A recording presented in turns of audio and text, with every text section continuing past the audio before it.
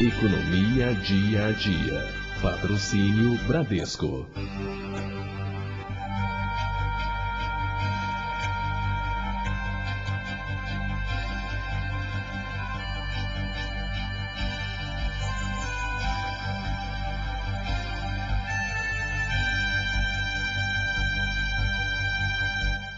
Boa noite. Começa agora na sua TV aberta São Paulo, mais um Economia Dia a Dia, programa do Sindicato dos Economistas no Estado de São Paulo. E chegou a hora de acertar contas com o Leão. Por isso nós preparamos um programa especial para você hoje com o auditor fiscal da Receita Federal em São Paulo, Luiz Monteiro. Vamos conversar também com o economista Luiz Gonzaga Junqueira de Aquino Filho. Assunto: um curso sobre o programa Excel que está prestes a ser iniciado aqui no Sindicato dos Economistas no Estado de São Paulo. Nós vamos começar o programa de hoje com um assunto que já está povoando as mentes de muitas pessoas: o imposto de renda. Chegou a hora de acertar contas com o Leão.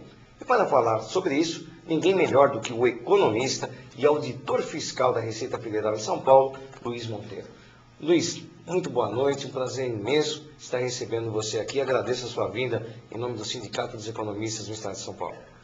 Eu que agradeço, Wagner, essa oportunidade de estar aqui no sindicato. Eu que sou também economista, formado há 40 anos atrás, mas ainda sou, e trabalho na Receita Federal já há 30 anos, e principalmente nessa área do imposto de renda. E seria uma oportunidade boa para esclarecer algumas dúvidas ainda que os contribuintes tenham em relação à declaração deste ano. Perfeitamente.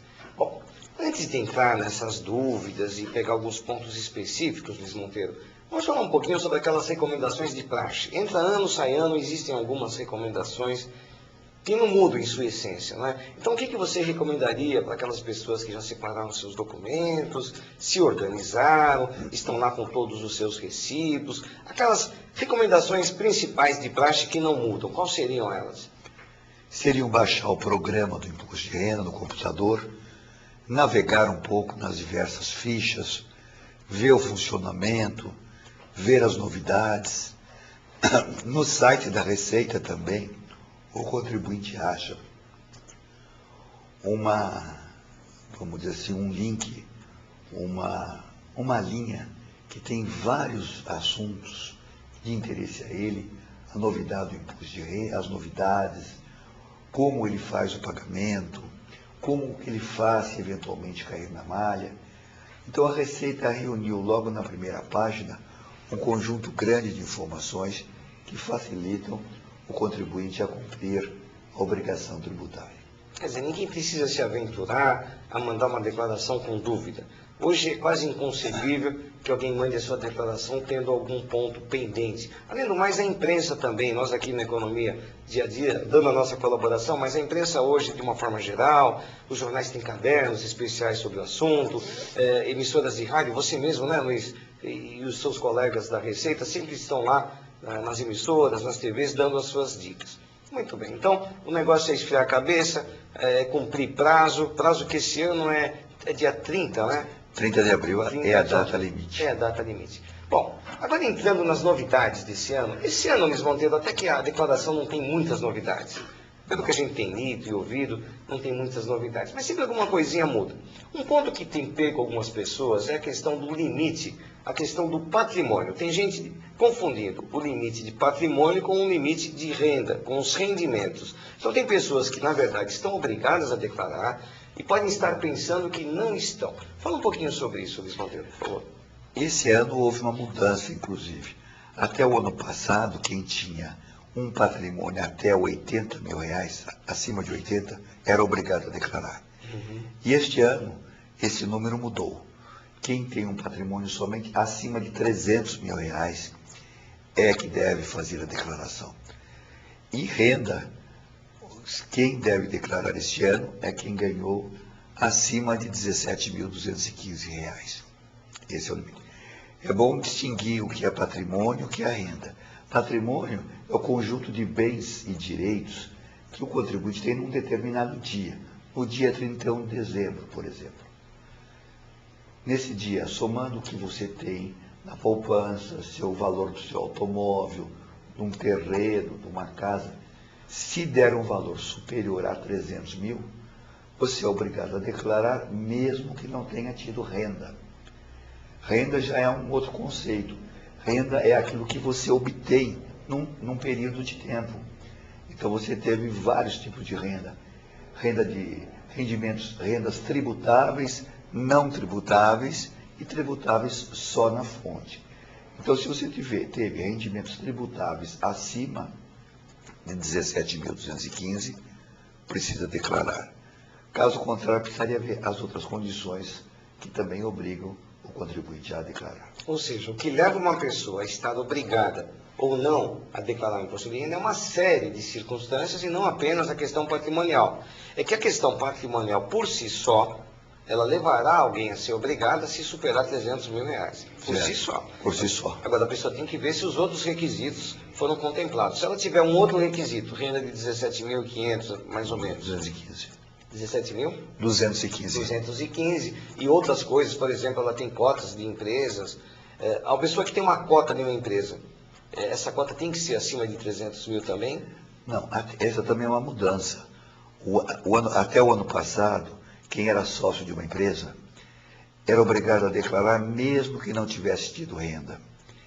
E isso obrigava um número muito grande de pessoas a declarar. Porque no Brasil virou moda abrir empresa. Todo mundo quer abrir uma empresa. Temos mais de 12 milhões de empresas no Brasil. As PJs famosas. As PJ. Mas ele abre e depois não consegue fechar, porque é trabalhoso. E aí ele fica com aquela empresa aberta. E até o ano passado, o simples fato de ter aberto uma empresa há 20 anos atrás, obrigava ele a fazer a declaração. Esse ano a Receita acabou com isso. Falou, não interessa. Essa informação não nos ajuda em nada, o fato de ele ter uma empresa. Pelo simples fato de ter a empresa, ele não precisa fazer a declaração. E isto irá reduzir o número de declarantes de talvez 27 mil que nós deveríamos ter para 24 milhões de declarantes. Então, 3 milhões de diferença. 3 milhões de diferença, pelo menos, em função desse aumento do patrimônio de 80 para 300 mil e também o fato dele ter empresa em seu nome, ou 1% de uma empresa qualquer, não mais o obriga a declarar. Perfeito. Agora, já entrando no caso daquela pessoa que é obrigada a declarar, viu que tem que declarar, se encaixa nos pré-requisitos. Uma questão esse ano, Luiz Monteiro, que está causando uma certa polêmica, é a questão da nota fiscal paulista, algo que existe só no estado de São Paulo. Muito bem. Existem os créditos, existem os prêmios. As pessoas devem declarar isso e de que forma devem fazê-lo para ficar em ordem também com a Receita, embora a nota fiscal seja em âmbito estadual, seja uma questão da Cefaz, da Secretaria da Fazenda, mas acaba entrando na conta corrente do cliente. Exato. Os créditos não são valores relevantes. Recebeu R$200, R$300 ao longo do ano passado inteiro. Mas mesmo assim, os créditos devem ser declarados numa ficha chamada rendimentos não tributáveis. Quer dizer, aquilo lá é uma ficha isolada e não tem nenhum reflexo no valor do imposto. Não tem nenhum reflexo. Agora, se ele ganhou um prêmio, ele também deve declarar. E numa outra ficha, rendimentos tributados exclusivamente na fonte. Os prêmios que ele recebeu já foram tributados. Aqueles sorteios, né? Sorteios. São umas grandes. Ele recebeu 30 mil. Aí ele precisa e deve declarar, porque isso vai ter algum reflexo no patrimônio dele e ele pode ficar com um patrimônio a descoberto e não explicado. E isso é um passivo de tributação, ter um patrimônio sem uma renda correspondente. Mas uma coisa é importante dizer ao contribuinte, que a Receita Federal quer que ele continue pedindo nota fiscal.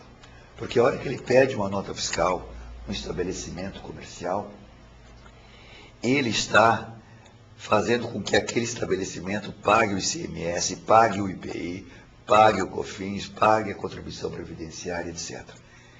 E nós jamais pensaríamos em usar isso contra ele mesmo.